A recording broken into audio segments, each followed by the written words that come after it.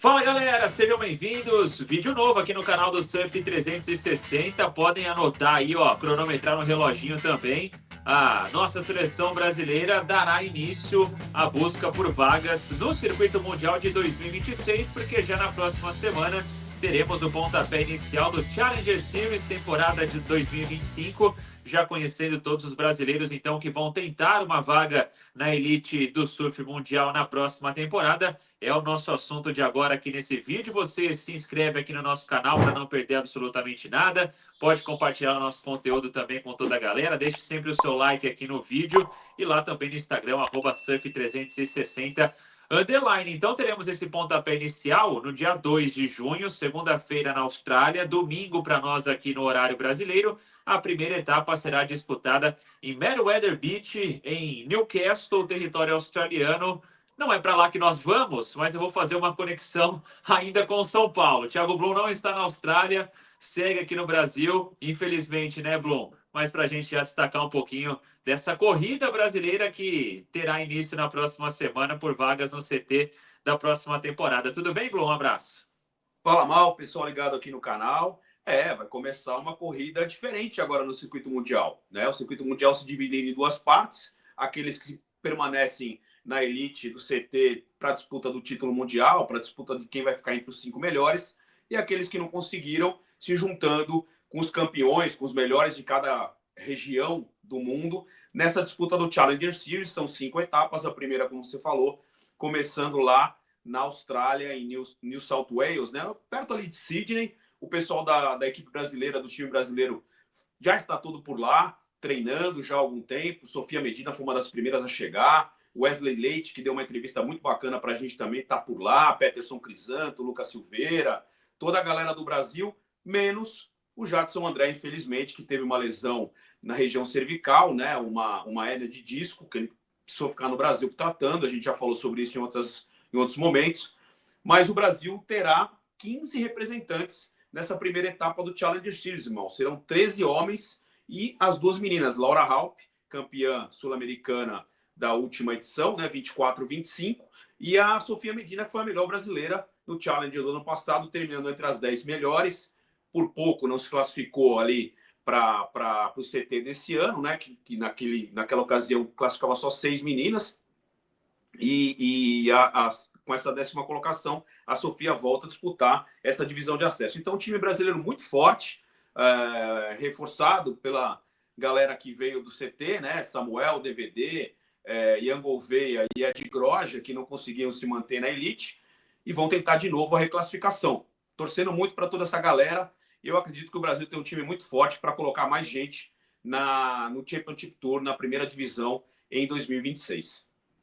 Blum, vamos começar então pela análise no feminino, né? Você muito bem destacou, só duas representantes do nosso país, a Sofia Medina, até pela colocação já da temporada passada, a Laura Halp, que consegue essa vaga via desempenho também no QS aqui da América do Sul. Teremos uma mudança, né? Como haverá um aumento de competidoras no CT na próxima temporada, até por isso já as 14 primeiras desse ano já mantidas para 2026, embora só as 10 primeiras, e entre elas a Luana Silva, né, sigam agora na briga por uma vaga no top 5 para o WSL Finals. Mas como a gente vai ter esse acréscimo de competidoras para a próxima temporada, teremos um acréscimo de vagas também via Challenger Series. Diferentemente das últimas temporadas, onde só 5 mulheres se classificavam, teremos mais 2 vagas. Então, as 7 primeiras do CS conseguirão essa classificação para o CT de 2025. São duas competidoras brasileiras muito jovens, né, a Luana e a Laura, mas que já têm nos últimos anos criado essa casca de CS, né, essa maturidade de enfrentar grandes competidoras. Dá para a gente, num cenário positivo, das etapas que serão disputadas dentro desse calendário do Challenger também, projetar que o Brasil talvez tenha mais uma vaga ao lado da Luana na próxima temporada? Dá sim, Mal, dá sim. Lembrando que a gente espera que a Tati volte, Sim. né, do seu ano sabático, pediu uma licença ali esse ano em 25. Provavelmente, então, teremos Tati e Luana já garantidas. Não sabemos ainda, a Tati não se pronunciou, mas a gente acredita que sim, que ela vai voltar para o circuito. E a Luana mostrando uma participação incrível nesse ano, depois de ter herdado uma vaga, justamente por ter ficado ali na beirada do Challenger Series no ano passado. Laura e Sofia. É legal falar das duas, porque as duas vêm competindo no CS já há algum tempo. Tem muita casca, como você falou.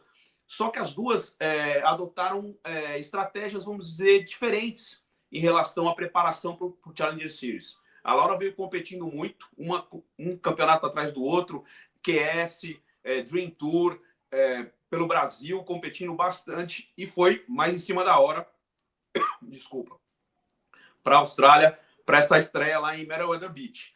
Já a Sofia não competiu no QS, por exemplo.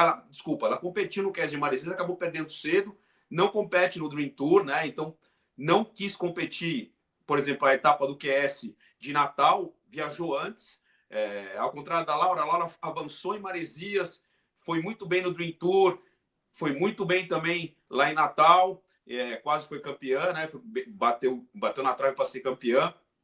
Então, elas tiveram um pouquinho de approach diferentes, mas é claro que isso a Sofia não vai perder o ritmo de competição por conta desse período. Eu acho que dá para acreditar muito nas duas.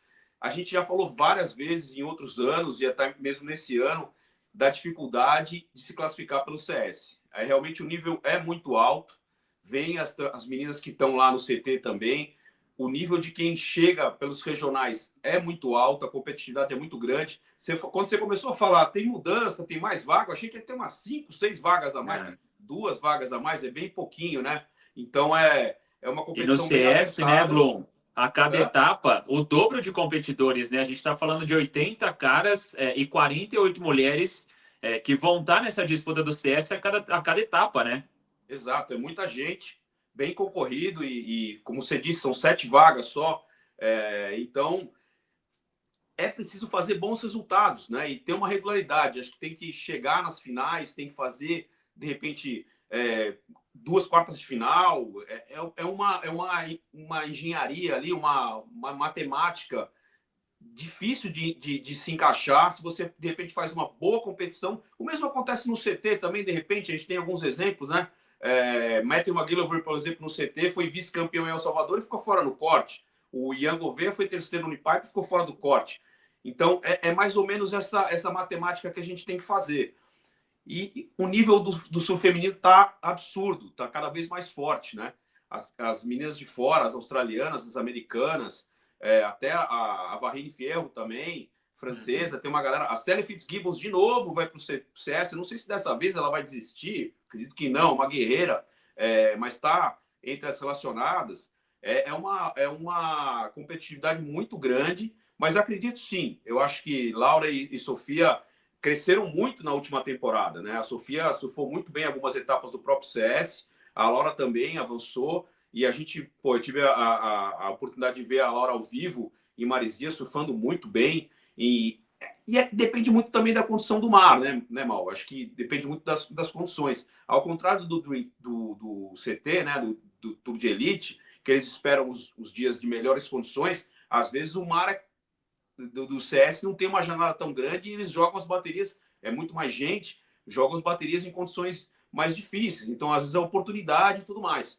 A gente espera que tenha boas ondas. A Laura, quando o mar cresce, cresce o surf dela também. E a Sofia tem muito, muito potencial. Eu acho que dizer que elas vão se classificar é muito difícil dizer, mas com certeza elas vão entrar na disputa para brigar ali, para ficar entre as 10 primeiras, com toda certeza. E serão 5 etapas, né, disputadas ao longo dessa temporada do CS. Então, começando em Meriwether com essa competição em Newcastle, na Austrália. Depois, ainda no finalzinho desse mês de junho, né, do próximo mês, teremos Balito, na África do Sul. Julho com US Open, e aí a disputa vai para a Califórnia, nos Estados Unidos. Em setembro tem Ericeira, em Portugal. E depois, em outubro, a gente fecha com a etapa de Saquarema, então ali na região dos Lagos do Rio de Janeiro, mais uma vez, os brasileiros com essa condição de poder sacramentar a classificação ao circuito mundial, surfando diante da nossa torcida. A gente sabe o quanto isso é importante ali no Maracanã do Surf, mas são só 5 etapas. Então, vai muito dessa constância que o Blum destacava, né? E a necessidade de, dentro dessas 5 etapas, você ter um resultado mais expressivo para se colocar, no caso das mulheres, entre as 7 primeiras do ranking. Essa é a zona de classificação ao CT. E entre os homens, Thiago Blum, os 10 primeiros. E aí não há novidade, como já foi na temporada passada, nos últimos anos, os 10 primeiros do Challenger Series conseguem essa classificação ao circuito mundial. Vamos dividir aqui a nossa galeria dos homens, porque ela é um pouco mais extensa, né? Justamente pela quantidade de atletas brasileiros classificados. E aí vamos então por quem conseguiu a vaga via QS da América do Sul na temporada 24-25. Blum, Lucas Vicente, que foi o campeão sul-americano, Lucas Silveira, Peterson Crisanto, José Francisco, Wesley Leite e o Iguinho Moraes. Então, são esses os atletas que conseguiram a classificação via QS da América do Sul. Vamos separar, vamos analisar um pouquinho esses nomes, Blum, e aí depois a gente fala já do Michael Rodrigues e do Matheus Erdi, né, que vieram já pela colocação do ano passado, os nomes que acabaram rebaixados nesse ano, mas esses nomes que conseguiram, Blum, e que dominaram o QS da América do Sul, agora tem esse sarrafo um pouquinho mais elevado dentro do CS, né? Verdade. Você falou, começando pelo Lucas Vicente, que é campeão sul-americano. O Lucas foi campeão mundial júnior, tem essa experiência, tem isso no currículo dele, mas ainda não disputou um circuito peso pesado de circuito mundial. Muito potencial, não tenho o que falar. É um cara que se encaixa em vários tipos de onda. Eu acho que ele não vai ter problema, principalmente nessa etapa da Austrália, lá de Newcastle. O Lucas Silveira e o Peterson Crisanto. O Peterson já disputou CT, tem muita experiência, recém-papai, está com a energia redobrada e renovada por ser pai. O Lucas Silveira também tem muita experiência, ainda não conseguiu chegar no CT, mas falta muito pouquinho. Esse cara, se o Mar, ele tem que torcer para o Mar crescer. O Mar ficando grande, Lucas Silveira se coloca sempre entre os favoritos, porque tem um surf muito power e é muito atirado, é um cara muito bom de tubo também. Então, se o Mar, em qualquer uma dessas etapas, o Mar ficar grande, tirando o US Open, que nunca fica grande, mas em outras ocasiões, o Lucas se coloca muito na posição de favorito. José Francisco, o Fininho e o Guinho Moraes têm um pouco menos de experiência no exterior. Todos esses caras já viajaram muito, né, mal? A viagem hoje em dia faz parte do dia a dia dos atletas, mesmo com a questão de grana, que a gente já vem falando bastante aqui, que é bem complicado viajar, principalmente nessa fase de euro e de dólar muito altos, mas esses caras viajam, conhecem todos os tipos de onda. O Zé Francisco tem o Fininho, tem um repertório de aéreos muito incrível, né? O Iguinho Moraes também, mas também tem um surf de linha. Se o mar tiver com ondas um pouco mais compridas, não só para uma manobra rápida, eu acho que o Iguinho é um cara que se encaixa melhor por ter um surf mais com mais variação de manobras mesmo. O Zé Francisco é um cara mais de aéreo, que realmente, se for uma onda de uma manobra só, o cara vai realmente explorar esse dom que ele tem. Realmente é uma arma muito importante ultimamente no circuito. Faltou falar do Wesley Leite, que a gente conversou bastante com ele, né? Um cara que volta para o CS, teve uma primeira oportunidade, infelizmente, com uma lesão, acabou atrapalhando os planos, mas que vem num ritmo de surf muito, muito legal. Final do ano passado e começo desse ano, num ritmo muito bom, tá com a cabeça muito legal. A gente conversou com ele. Eu acho que também é questão de encaixe de baterias e de manobras. Todos esses caras que vêm do QS, Mal, é legal a gente dizer que eles vêm numa situação de estarem acostumados a disputar baterias de 4 atletas, que isso também é uma coisa que mexe muito com a tática, com o momento. Às vezes, uma bateria, o cara está em 4º lugar, pega uma onda, passar para primeiro. Então, não existe uma questão de usar prioridade, cuidar do adversário para o adversário não pegar. Normalmente são lugares de ondas de lineups com mais de um lugar de drop, né? Uhum. Então, é um costume de ter essa capacidade de fazer uma leitura mais legal de baterias de 4 atletas. Algumas fases do CS, no início dos campeonatos, são com 4 atletas. Isso, para quem vem, por exemplo, do CT, dá um certo choque. Não que os caras não saibam lidar com essa situação, mas a galera que disputa o QS e também o circuito brasileiro por aqui tem muita bateria de vários competidores juntos, né? Então, tem um olhar diferente, uma leitura diferente, e eu acho que isso vai ser bom para os brasileiros, que esses caras estão acostumados a competir desse jeito. Então, tanto Wesley Leite, Iguinho Moraes, Zé Francisco, até o Peterson Crisanto, que vem competindo bastante no QS, fez uma campanha incrível lá em Maresias no 6.000, né? Ficando em segundo lugar. Então, eu acho que, cara, os caras são muito preparados, né? O time é muito bom. Então, tem que ver os fatores, vamos dizer, externos que envolvem o encaixe, campeonato. né? Exato, encaixe, equipamento, cabeça, mesmo mental, de estar bem encaixado e com o desenrolar do campeonato e ganhando força e ganhando confiança para ir mais à frente. Mas são também, como eu disse com as meninas, são campeonatos muito difíceis, cara. Gente muito boa. São os melhores 48, tirando os 20 que ficaram lá no CT, né? Os 22. Sim. Realmente são os melhores do mundo. Blum, vamos lá. 2 brasileiros que garantiram já a vaga no CS desse ano pelo resultado no ano passado, né? Acabam não entrando na zona de classificação entre os 10 primeiros, mas como terminam entre os 20 primeiros, já conquistam automaticamente essa vaga. E aí a gente tem um cenário também de 2 experientes já, quando a gente fala de grandes competições, Michael Rodrigues e o Matheus Erdi. O Michael já teve essa condição, né, de estar entre os competidores ali do circuito mundial, e o Matheus com esse negócio, né, de bater na trave, bate na trave quase todo ano, mas tem um pouco do que a gente já falava das meninas, se elas já estão convivendo um pouco mais com esse ambiente de competição internacional, esses dois a gente coloca na mesma situação e até já num grau mais elevado, né? Estão mais habituados ainda com esse ambiente de competição com essa galera que eles vão enfrentar e certamente se colocam, por essa questão da experiência, muito fortes na briga, né? Sem dúvida nenhuma. São 2 caras que eu coloco como os caras mais completos no Tour, no circuito mundial de uma maneira geral. Se tratando de CS ainda, com questões de mar bem variados, não necessariamente em condições clássicas e tudo mais, são 2 caras que se adaptam rapidamente a qualquer tipo de condição. Como você falou, o Matheus Erdi, não sei ainda como está o circuito mundial. Faltou uma bateria no ano passado. Uma bateria se ele tivesse passado. Mas é isso, é o equilíbrio que a gente fala. O Matheus tem um repertório absurdo. Um cara que tem um surf no pé, tanto de linha quanto de aéreo. É um cracaço. E o Michael Rodrigues é um dos melhores competidores que a gente tem. Não só como o melhor surfista, mas um cara que compete com uma experiência, com tática. Também ficou muito perto do ano passado, outra vez, né? São 2 caras que eu coloco ali, Mal, para de todos os brasileiros que estão envolvidos nesse CS.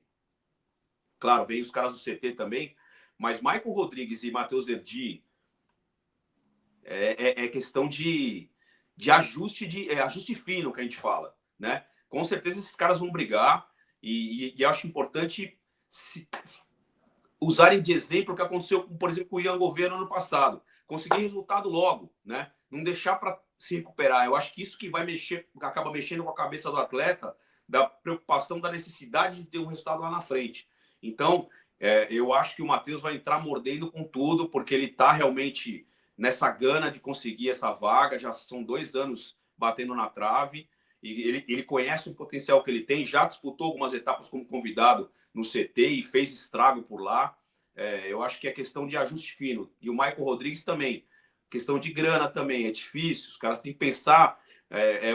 Um olho na onda, um outro na preparação física e arrumar um terceiro olho para arrumar dinheiro para ter tranquilidade para competir, né? Então os caras têm convivido com isso também. O Peterson Crisanto pediu ajuda, o Michael Rodrigues pediu ajuda, não tem patrocínio de bico.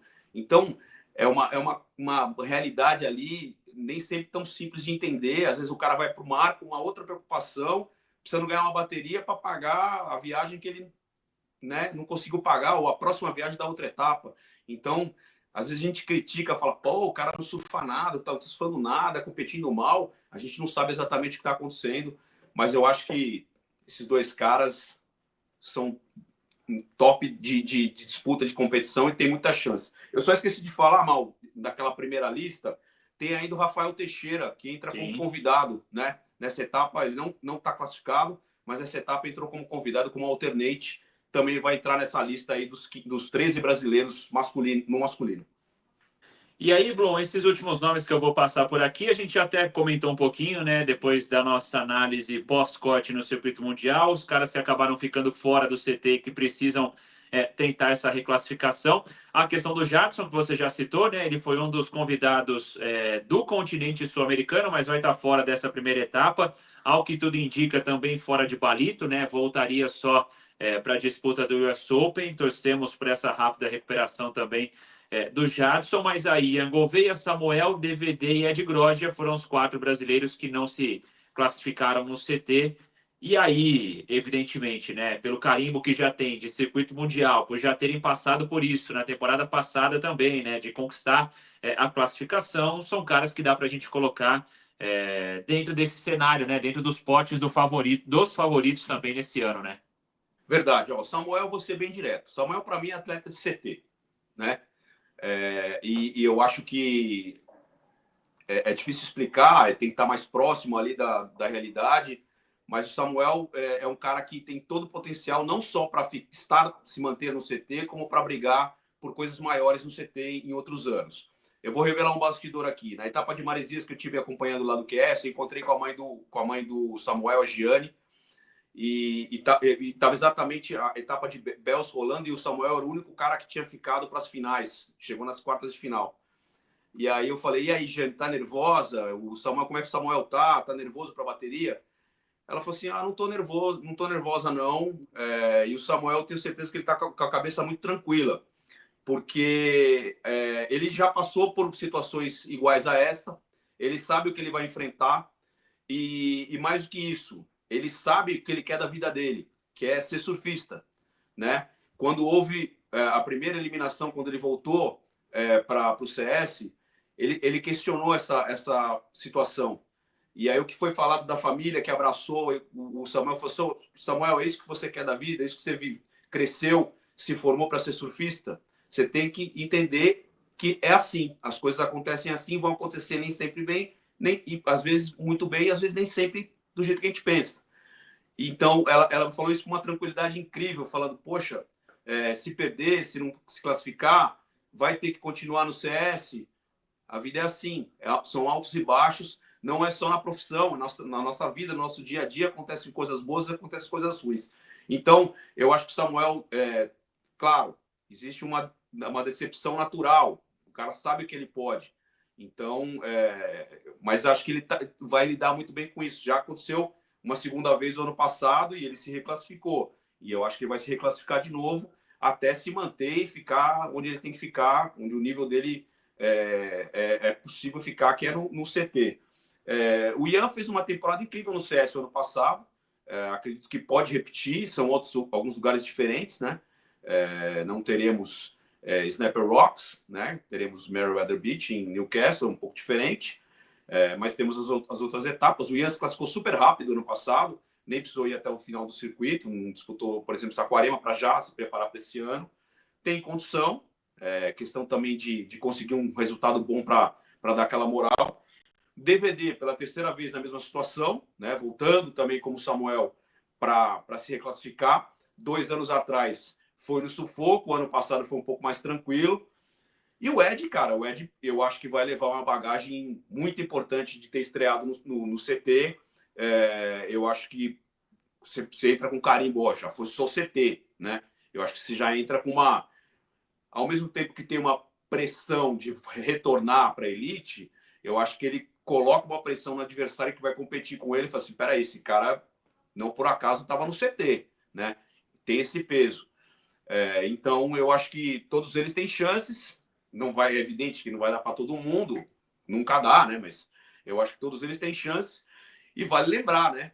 Teremos Julian Wilson no circuito mundial do Challenger Series esse ano, que cá entre nós, cara, eu acho que os caras vão fazer de tudo para empurrar o Julian Wilson para ficar com uma das vagas, cara. Então, e ele, porra, é um surfistaço, né? É um baita competidor, um baita surfista. Já mostrou, não por acaso, lá na Gold Coast, no CT, que tem bala para disputar com os melhores.